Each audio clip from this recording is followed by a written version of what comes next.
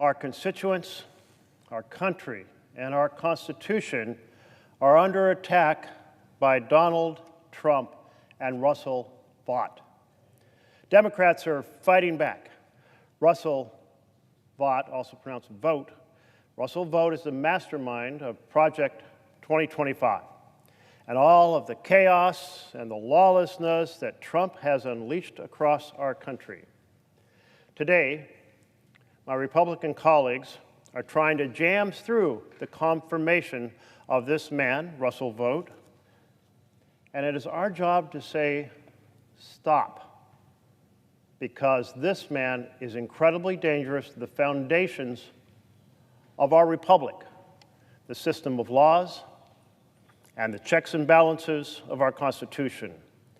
And when you put into the Office of Management and Budget an individual who willfully avoids and rolls over the laws of the country and says he will not abide by the separation of powers, that is a fundamental danger that all of us, having taken an oath to the Constitution, must stop. He is Donald Trump's most dangerous nominee. Oh, you may not have heard of him as much as you have heard of the nominee for the Secretary of Defense, Mr. Hegseth. You may not have heard about him the same way you've heard about Tulsi Gabbard, who went to Syria without the permission of the State Department to consult with the dictator. But this man, who is the chief engineer of the Trump train, a train that plans to disregard the law and the Constitution, that is a bigger danger to our republic. And that is why Democrats are taking the floor now, and will continue to hold the floor over the every minute allowed under our rules to say this is a mistake. Colleagues, across the aisle, you too took an oath to the Constitution. You have a responsibility to defend it. And the only way to defend it at the end of this 30 hours is to vote no on Russell Vought. The American people are watching us today.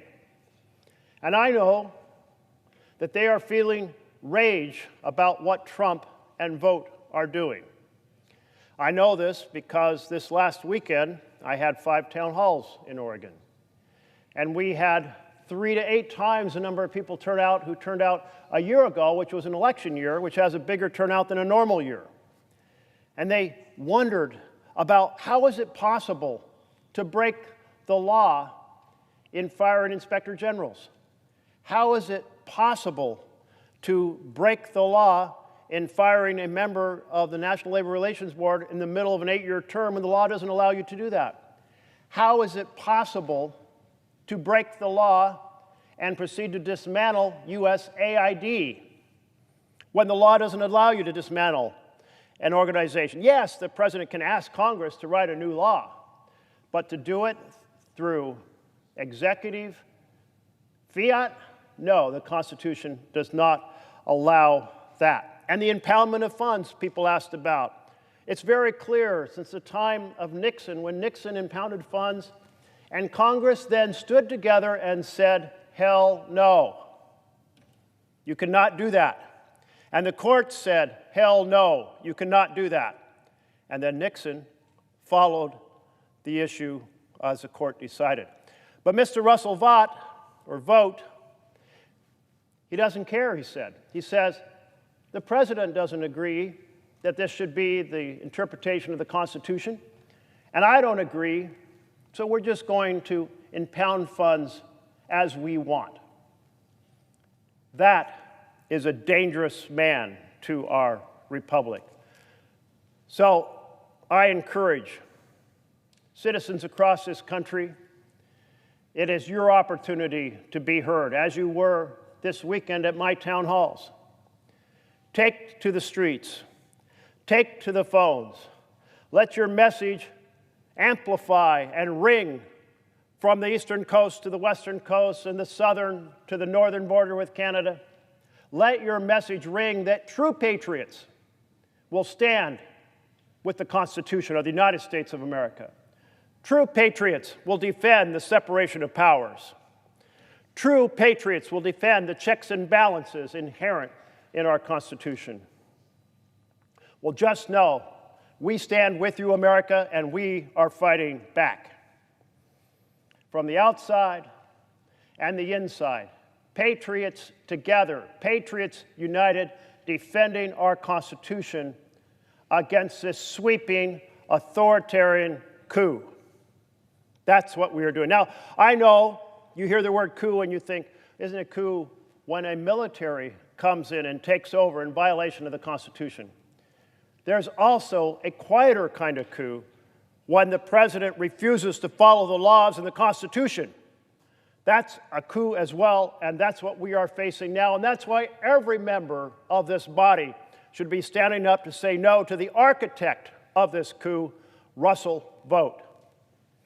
What we have now in President Trump is government by billionaires for billionaires. Our fight is to say that is not the vision of our Constitution. Our vision of the Constitution, our we the people Constitution, is to have, as Abraham Lincoln said, government of the people, by the people, and for the people. That's a very different vision, the vision embedded in our Constitution, than the vision being pursued by the president at this moment. So you will hear from many members of the Democratic caucus over the next 30 hours. And we ask to our colleagues, listen to what is said. Don't mindlessly follow the dictates of an authoritarian president trying to violate the Constitution, because that's not your responsibility. And recognize that what he is doing is trying to take away the legislative power of the House and Senate and replace it with executive fiats. Wasn't it strange to listen to an inaugural speech in which President Trump didn't talk about legislative initiatives? Just one executive order after the other? The message was clear. He was telling America, I'm not going to be a president who executes the laws. I'm going to be a president who overrides the laws with executive orders. Just within hours, mere hours of taking the oath to the Constitution, he put forward an executive order that violated the 14th Amendment on birthright citizenship. Just days after taking the oath to the Constitution, he put forward a strategy of impoundment that violates the core of the Constitution, where the power of the purse is given to Congress, not to the president. So, here we are, going forward. We are in dangerous times for our nation. We are in the midst of this unfolding authoritarian coup, and we have the responsibility to stop it. Now, it's hard to focus on any one thing. The expression I've heard almost hourly is the president is, quote, flooding the zone, unquote, meaning he's doing so many things at once, so many executive orders, that it just creates, well, confusion and chaos, and it makes it hard to focus on any one action that is so diabolical that normally all of us would be focused on it and saying no. So this strategy is an effective one. But that is why we are taking the next 30 hours to not focus on 100 things, but one thing: the danger Russell Vought presents to our Constitution, and our responsibility in advice and consent under the Constitution to vet that candidate, realize who he is, and say he is not fit to be the director of OMB, the Office of Management and the Budget. In fact, he's not fit to serve in any governmental capacity. It was quite troubling to experience Donald Trump's dead of night directive a week ago Monday night to cut off funding for programs that families depend on, programs to feed children, programs to pay rent, programs to see the doctor, cutoffs that are cruel and indiscriminate and illegal because the president has a responsibility to execute the laws, not ignore them or violate them. We saw so much happen in terms of disrespecting or breaking the law.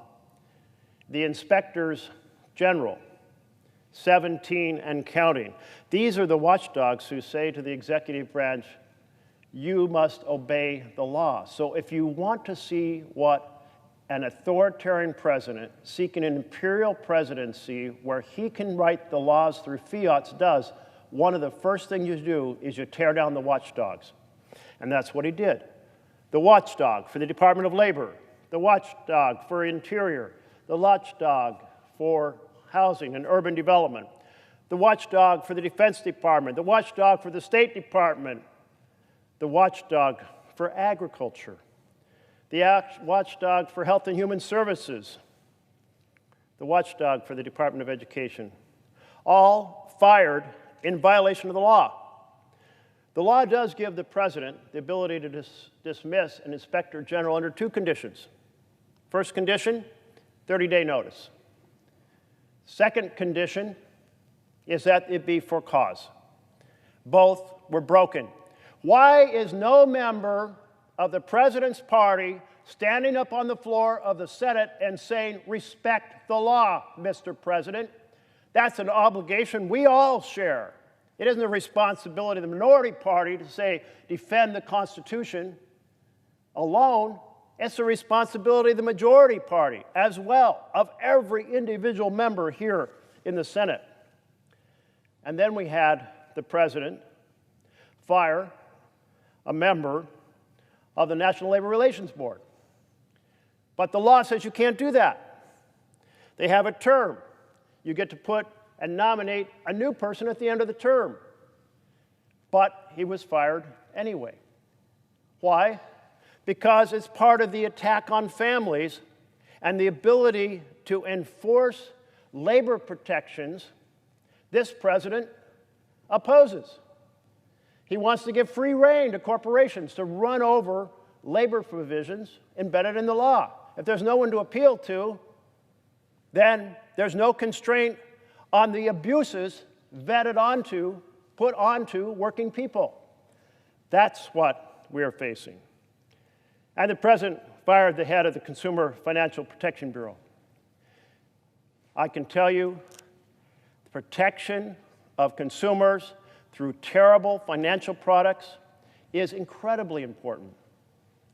You know, when I was elected to the Senate, we had two types of loans that were predatory mortgage loans that were turning the dream of home ownership into the nightmare. One was called the triple option loan.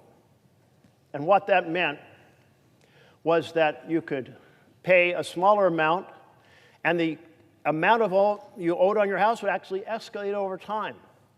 And then when you got to a certain point of escalation, then the loan would switch and you would have to pay a different amount that many people couldn't afford. And so it resulted in a lot of foreclosures. And then we had another type of home mortgage with an exploding interest rate. You get a subsidized interest rate for a couple years, and then the interest rate explodes to 9 or 10%, and people couldn't make those payments. Now, they had been steered into those loans by mortgage brokers who were getting kickbacks undisclosed to the person taking out the loan. They were being betrayed by kickbacks called steering payments. And so that is the type of thing that hurt America terribly, because the foreclosures then were a key factor driving the collapse of the economy in 2007, 2008, into 2009. Hundreds of thousands, millions of homes foreclosed on, all because there wasn't a Consumer Financial Protection Bureau to say those loans are not okay. I was very pleased to lead the charge in Dodd-Frank to end those predatory loans. but ongoing protection against scurrilous, scandalous scams, you need a watchdog for the consumer. And the president, favoring billionaires and corporations over the American workers, proceeded to fire the watchdog that protects us against scandalous scams in financial products. And then the president fired members of the FBI, experts who were focused on making sure the executive branch stays within the confines of the law. Well, if you don't want the FBI checking out the fact that you're breaking the law, you fire them so there's no one there to hold you accountable or do a report. This is the acts of a president determined to rule by fiat and break the laws and break the Constitution. And then Donald Trump gave Elon Musk unprecedented and unacceptable access to the U.S. Treasury's most sensitive payment systems. Those payment systems control over $5 trillion a year in payments. Those payment systems has everyone's private information. Do you like the fact that Elon Musk and his team of muskrats with their laptops have been in there downloading information on you? Don't you kind of worry about the type of big brother government that downloads your private information and sends in inexperienced people to take over the payments and take your private information? Where you live, how much you earn, your tax returns, whether you get Medicare, whether you get Social Security, your Social Security numbers, everything within that world. That's a massive assault on the privacy of American citizens by a big brother government, the type of government that wants to be an authoritarian presidency and control everything and have power over everything, and so they invade the Treasury and the system of payments. Not only is it at a huge risk to our privacy of Americans across this land, but it also is an invitation to exploitation. It's an invitation to extortion, because now big brother government in the form of Mr. Trump and Elon Musk and his muskrats have your information they can use against you should they so please. And finally, there is a danger that this crew that invaded Treasury alters the codes and screws up the payments. Maybe they don't intend to, but they do because they don't know what they're doing. They're not experts on the code. And suddenly, the Medicare or Social Security payments or tax returns don't go out the way they're supposed to. You know, and a whole lot of Americans aren't like billionaire Trump and his band of billionaire bros. They're living paycheck to paycheck. So screwing up a single payment can put a family in a world of hurt, including missing a rent payment that gets them thrown out of their house. So, that's not the only way that Team Trump is attacking ordinary families. There's also the big sales tax that he wants to impose across the nation in the form of tariffs. Now, Mr. Trump says, it'll be the foreign companies that pay for tariffs. Well, just factually, it's wrong. The importer pays the tariff bill, not the group that exports to the United States, but the American company that imports pays the tariff. And then, in order to pay the tariff, they raise their prices. And so it becomes a sales tax on the American people. So a 25% tariff on Mexico or Canada becomes a 25% tax, more or less, on work in America. You know, President Trump posted on Truth Social that tariffs should never have been ended in favor of the income tax system. Just recognize this. Tariffs that result in higher prices on Americans are incredibly regressive. They have a much bigger impact on those who are less well off, who have to buy food and groceries. And unlike a sales tax that has an exemption for health care or food or groceries, there's no exemption from the higher prices driven by a tariff. So they're incredibly regressive. The tariffs are a strategy to attack working families across this land. Well, Trump was very clear. He said, basically, we should go back to the old system of funding our government by tariffs, the system we had before 1913 when America ratified the 16th Amendment that allowed the income tax. In other words, he wants to go from a tax system on income that can, if implemented carefully, and often it is not, and has way too many loopholes, it can be progressive. That is, the rich who can afford to pay more can pay a higher percent. But the tariffs converted into a sales tax on Americans, that is, in fact, incredibly regressive, hurting the poor. It's why rich folks always want to have a sales tax replace an income tax, because they know they pay less, the rich pay less, and the working stiffs have to pay more, because their paycheck has to go directly to consumption, because that's what they have, paycheck to paycheck. Got to pay the rent, got to pay the food, got to pay the utility bill.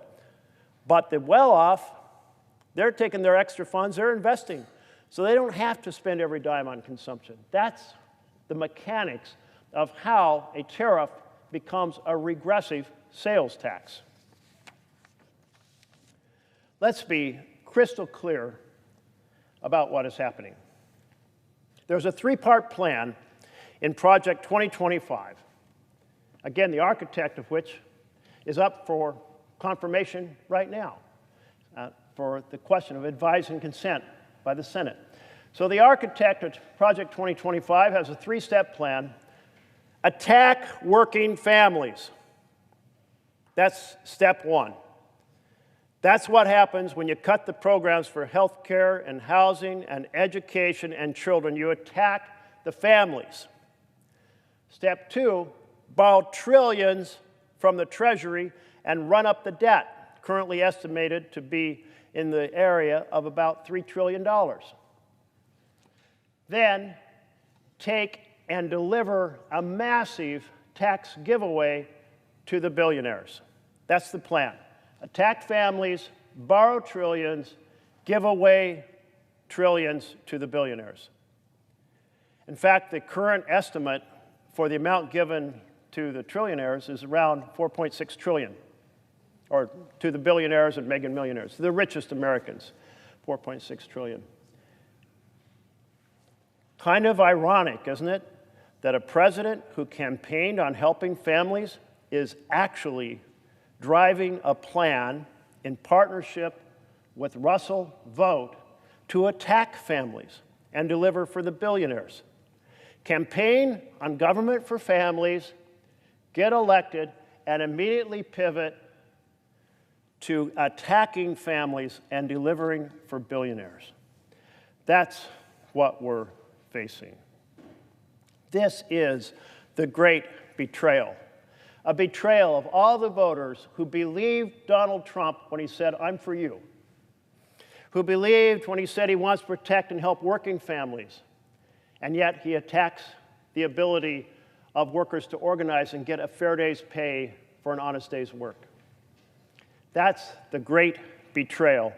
The architect of this is up for confirmation right now. The architect for this is advocating for the president to violate the laws and has already demonstrated that this last 2 weeks. The architect of this is arguing that we cut programs, run up the debt, and give it all to the richest Americans. That's the plan. So over the next 30 hours, Democrats are coming to the floor, united, determined to stand with the families of the United States of America. Mr. Trump standing with the billionaires. My colleagues who have indicated they want to confirm Russell Vought, confirm the architect of Project 2025, confirm the person who inspired the attacks on family programs a week ago Monday night. They're standing with the billionaires. I invite them come join us. Do not stand for government by and for billionaires. Come join us and fight for families. Come join us and honor the responsibility of the executive branch to obey the laws. Come join us and protect the constitutional separation of powers. After all, the president's effort to move the power of the purse from Congress, the power of Congress to say, here are the instructions. We want you to fund this program and this program and this program.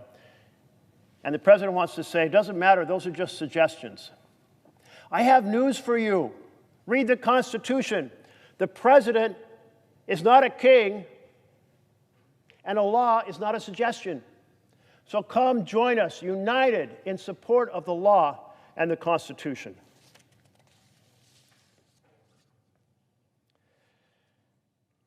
Russell Vought is a leading proponent of the impoundment theory that says the president can decide how much to spend on programs that Congress has written into the law. In other words, that the appropriation bills are simply suggestions, not the law.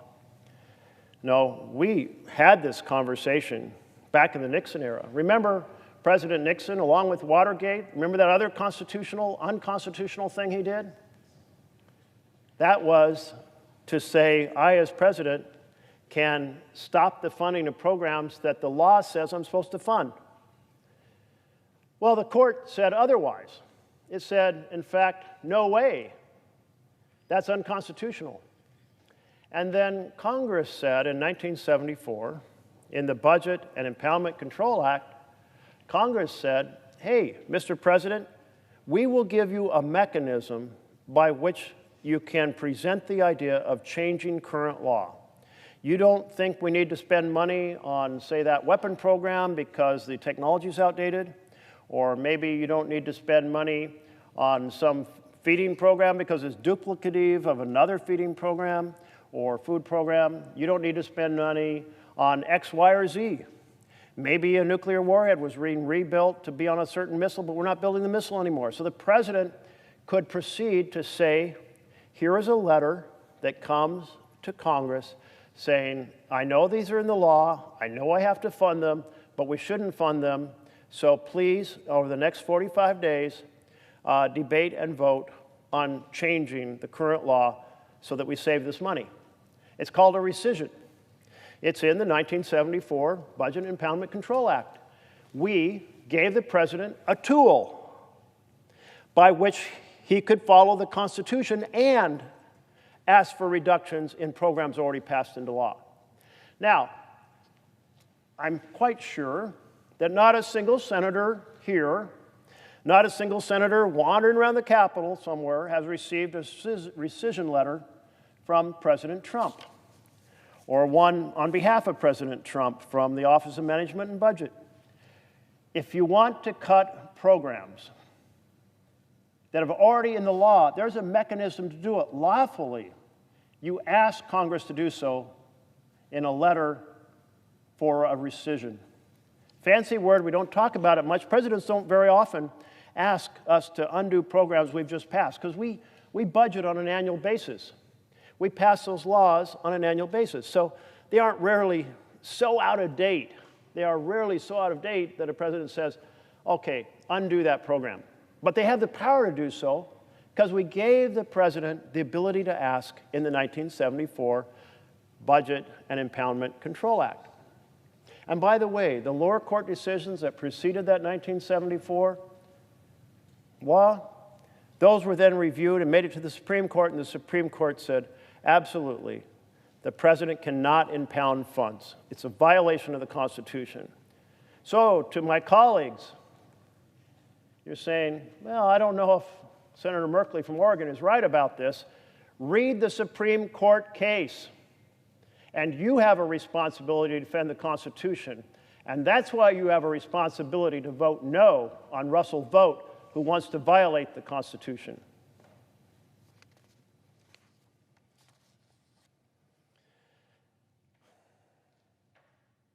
Another piece that I'm concerned about with Mr. Vought is that he didn't wait to be confirmed to start being essentially the shadow director of the Office of Management and Budget. I mean, I can't count how many nominees have come through and said, well, actually, I can't go near that office until I'm confirmed, because that would be a violation of the intent of the Constitution that people have to be confirmed before they take a role.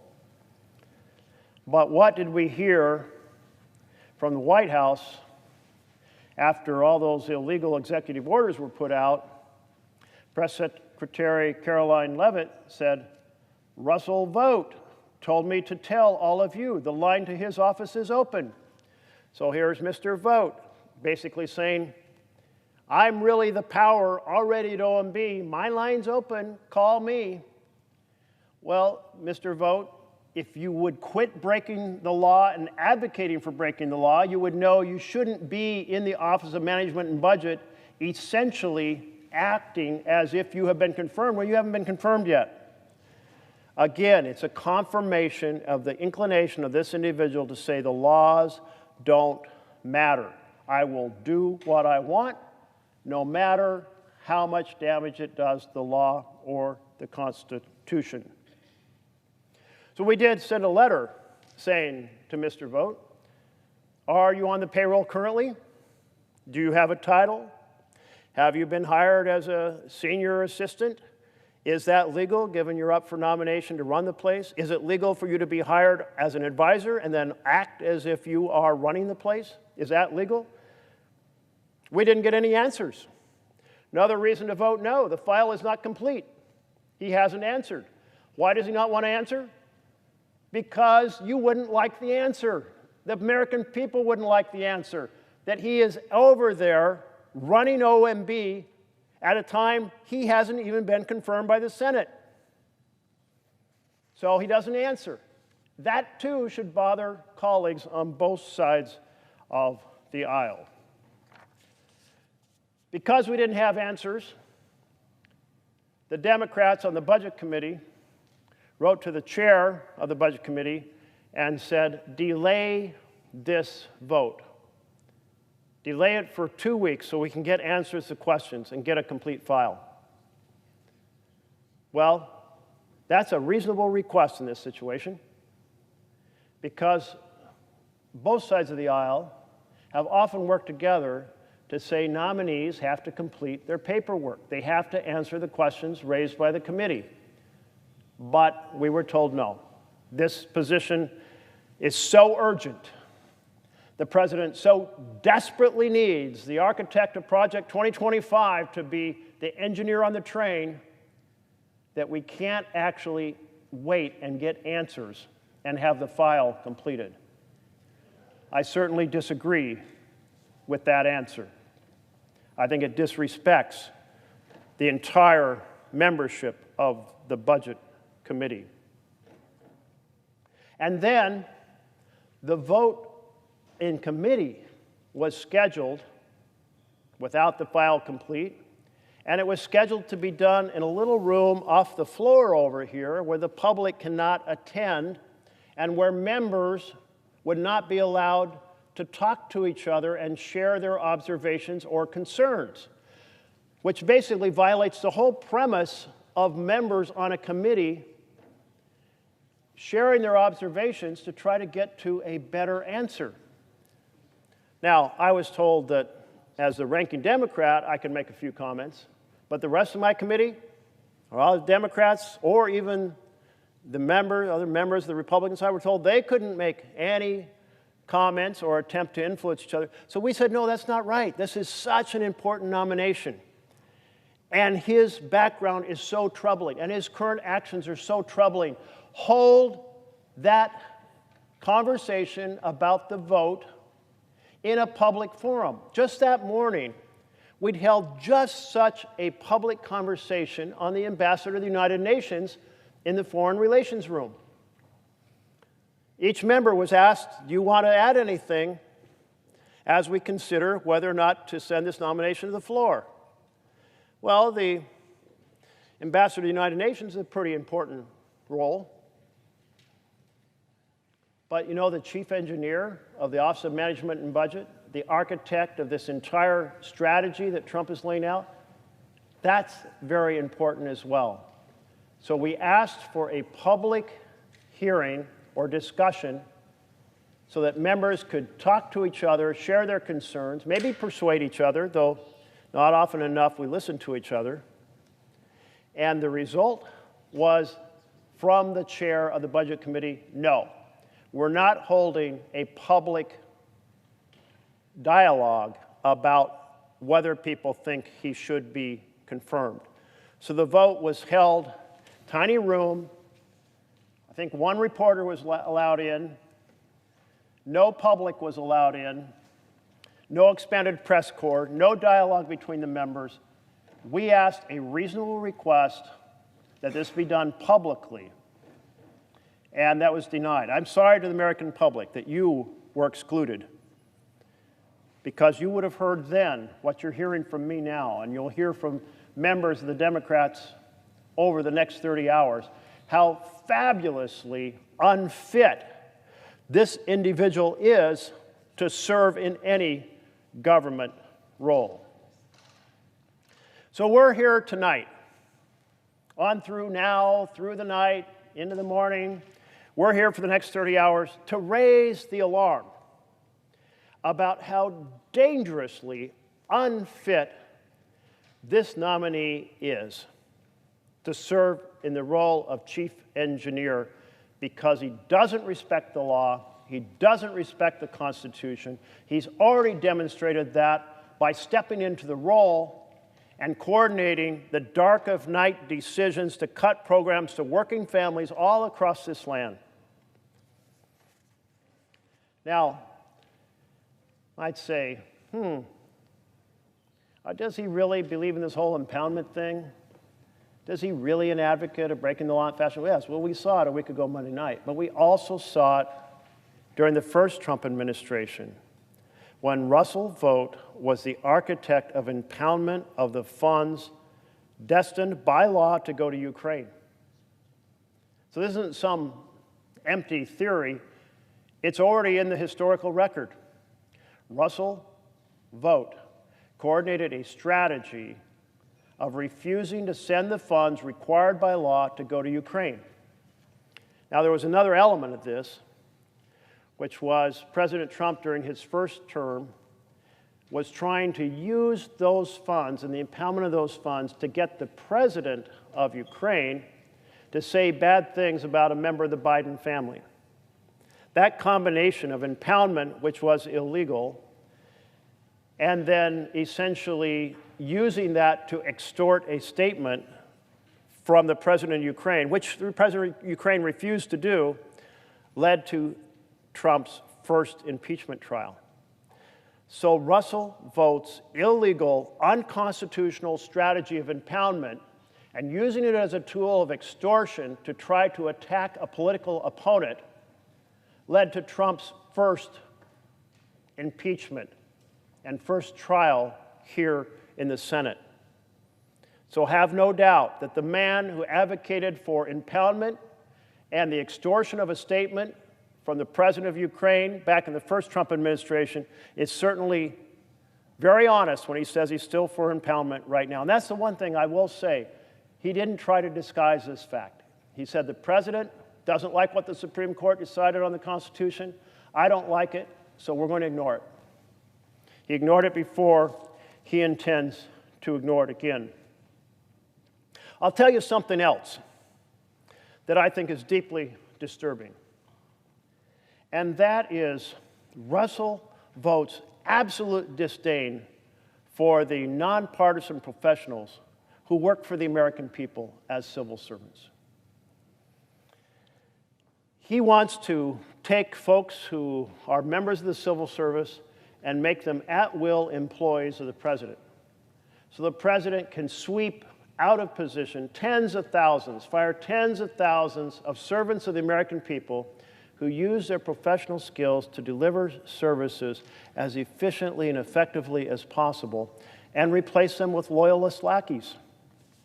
I don't want a loyalist lackey in the control tower deciding when planes land. I want a nonpartisan professional. I don't want a loyalist lackey having access to the Treasury payment system and trying to use that to extort favors from people around the country, or disclosing the private information of individuals, or accidentally screwing up the computer code and causing payments not to be delivered effective. I want a nonpartisan professional. I don't want a loyalist lackey deciding on how to transport vaccines across the country who doesn't know a damn thing about whether they have to be refrigerated or not, or how long they can sit on the shelf, or how to get them effectively delivered. I want a nonpartisan professional, but not Russell Vought. In fact, Russell Vought called for federal workers to be traumatized so that they would consider themselves to be villains and would leave public service and could be replaced by loyalist lackeys. That should concern everyone. And listen, I understand the pressure my colleagues are under. We all become, as part of our party, essentially part of a team, and the inclination is to support the member of your team who is now president. But there is a higher responsibility here. It's a responsibility to the law, and it's a responsibility to the Constitution that you took an oath to.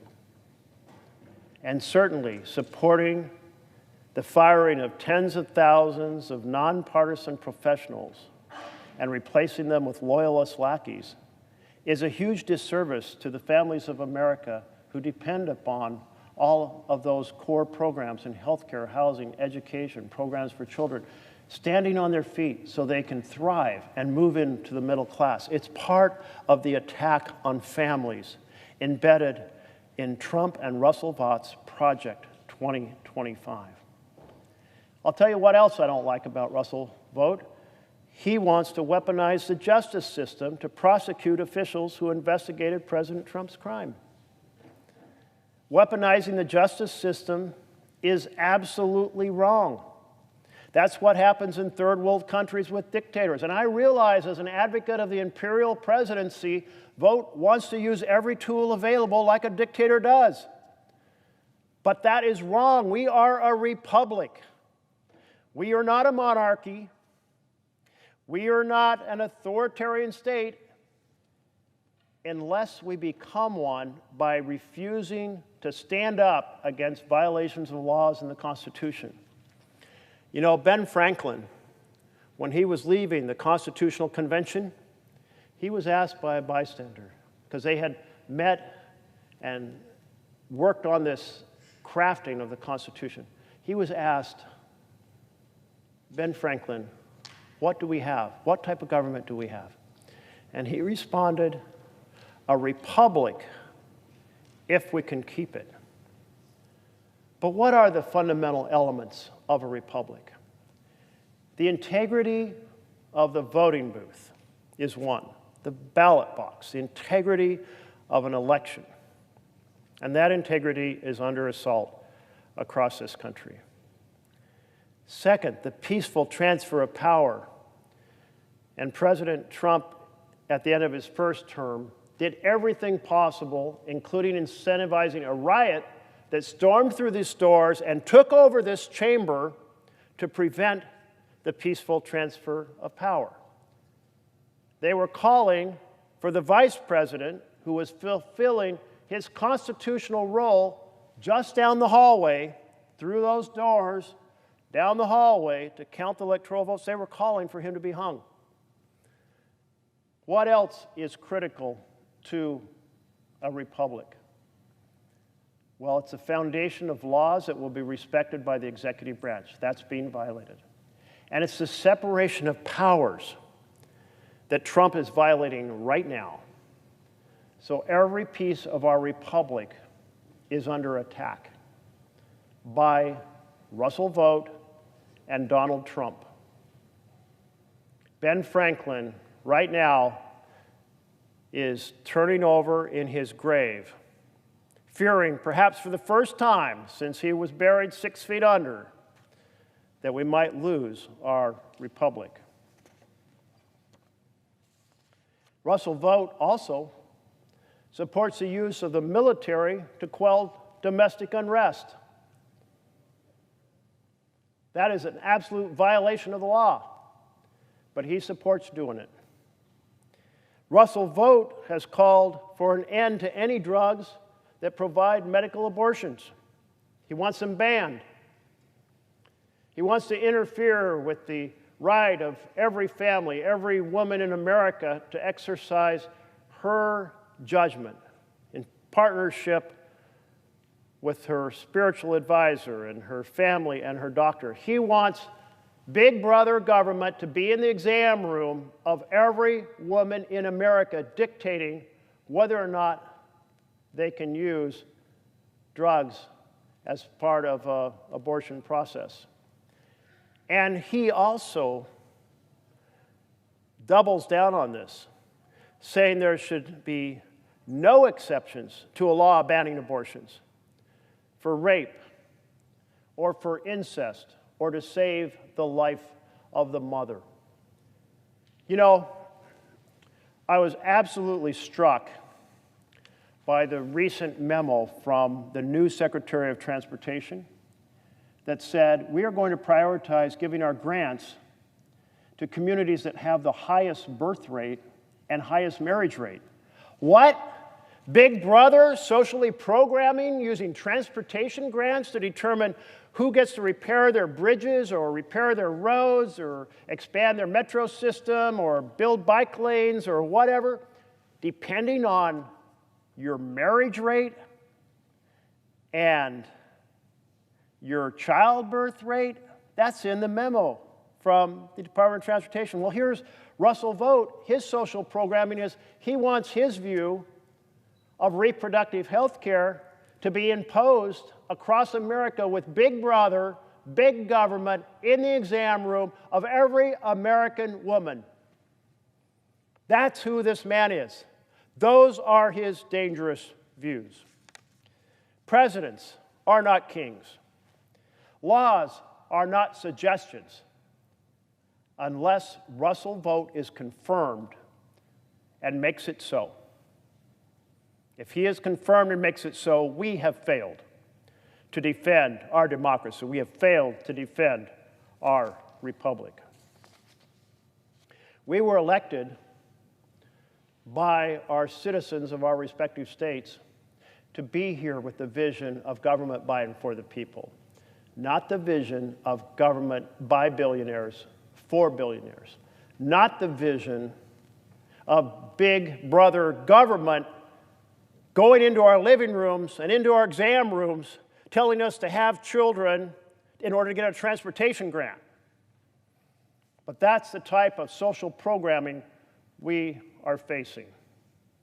To my colleagues across the aisle, you all have pointed out quite accurately that you are threatened with a primary funded by Elon Musk if you don't loyally follow, step by step, move by move, everything Trump wants to do, including confirming Russell Vought. I say to you, stop trembling in your boots. You are being threatened. You are being pressed. You are being extorted. Stand up and say, I am a senator of the United States of America. I was not elected by President Trump. I was not elected by Russell Vought. I was not elected by Elon Musk and the billionaires. I was elected by the people of my state, and I am going to fight for them. That is your responsibility. That is your path to escape the dilemma we have heard you express. I don't believe any other time in our history the President of the United States has threatened to sic the billionaires against members of the U.S. Senate. And we need to stand together and say, hell no. That's what it means to defend the Constitution. That's what it means to be a senator, this privileged position, elected by the citizens of our state in order to pursue what the people are asking us to do to build a stronger union and better opportunity for every citizen. Donald Trump and Russell Vought are trying to use their executive orders to break the spirit of the American people, to break the will of Congress, to break the back of the Constitution. Such plans are evil. And every one of us, Democrat or Republican, should say, we will not be intimidated, we will not cower, and we will not bend to fear of Donald Trump and Elon Musk. Trump may inflict his worst, but we must awaken our best. President Franklin Roosevelt said, "We won't let them," quote, "clip the wings of the American eagle to feather their own nests." Colleagues, stand with me, stand together, stand as senators united to stop the president from clipping the wings of the American eagle to feather the nest of the billionaires, to protect our constituents, to protect the Constitution, to oppose this sweeping authoritarian coup, to stand with American families and against the betrayal of those same families. We are coming to the floor, united, to say we must not confirm the nomination of the most unfit man to be considered as director of the Office of Management and the Budget. You all have heard me say a few words about impoundments. It's a big word, but it's a big word for a simple action. It means that the president refuses to spend the money that he's required to spend by law on a program. Oh, I don't like health care programs that we're doing, and the law says, here's what you must spend for this particular program in the coming year, and the president says, no, not doing it. Yeah, well, that's illegal, and it's unconstitutional. It's not up for debate. In the 1970s, President Nixon did exactly this action, impoundment, to stop funds for the Environmental Protection Agency for individual programs that he didn't like. He told his EPA administrator, Russell Train, to withhold the funding. A recipient of those funds was the city of New York, and the city sued. And in that case, Train versus the city of New York, the Supreme Court ruled that the White House did not have the power to impound funds and refuse to do what the law says they're supposed to do. And furthermore, the Supreme Court said this is inherent in the Constitution. The executive is to execute the laws, not to make the laws, not to remake the laws, not to ignore the laws, not to treat the laws as a suggestion. The executive must faithfully implement the laws of the United States of America. That is the responsibility. Congress, in the 1974 Budget and Impoundment Control Act, did create a way for the president to say, no, I'm not just weighing in on the budget for next year. I'm not just weighing in on what the programs I want funded next year. I want to change the ones this year. And we gave him, Congress did, a tool to do so. That's the tool of rescission that I mentioned before. Well, let's fast forward from 1974 and the battle with Nixon to 1996. 1996, there was a very interesting debate over a balanced budget amendment. And you needed 67 senators to approve in both bodies this constitutional amendment. The House easily passed it. Here in the Senate, the Republican chair of the Appropriations Committee said no. Every year, through our revenue bills and through our spending bills, appropriation bills, we decide what the deficit will be, and we can decide any year it shall be zero. But we shouldn't be so constrained to address national emergencies, whether it be a famine, whether it be from drought, or whether it be war, or whether it be COVID, course, COVID is some disease, that we shouldn't be so constrained as be unable to meet the moment. So Senator Hatfield from Oregon said no, he would not be the 67th vote. And then he offered to resign, and what the history books rarely record is that in Oregon, the governor does not have the power to appoint an individual to the Senate seat, which meant there would have been 99 senators, and 66 would have been enough to pass that constitutional change, and it would have gone out to the states for ratification. Well, the majority leader, Robert Dole, turned down Hatfield's offer to resign, so the 67 standard was not met. Well, then the Republican leadership said, let's give the president line item veto, essentially give the president impoundment power that the courts said the president doesn't have. And so they passed a law and gave the president impoundment power, line item veto. And it went to the Supreme Court, and the Supreme Court said, hey, Congress, the Constitution charges you with the responsibility to lay out what will be funded for what program. You can't simply delegate to that president. If you could have a majority in the two chambers that says, we give the power to make up any law the president wants, and then to enforce it. In other words, it would be a pathway towards an authoritarian takeover of our country if Congress abandoned its constitutional role to set the parameters for what programs are funded. And so the Supreme Court struck it down. Well, and here we have, again, Russell Vought ignoring the Supreme Court in Train versus the City of New York, ignoring the Supreme Court when it struck down the line item veto, and once again threatening to so undermine the law and the Constitution. Colleagues, my fellow caucus members will be coming through the night to share their perspectives and why Russell Vought is untrustworthy, unelected, and unfit to serve as the director of office in the management. I believe that my colleague from Hawaii is going to carry the train of this conversation forward, and therefore, I am wrapping up my comments while he figures out some issue at the counter.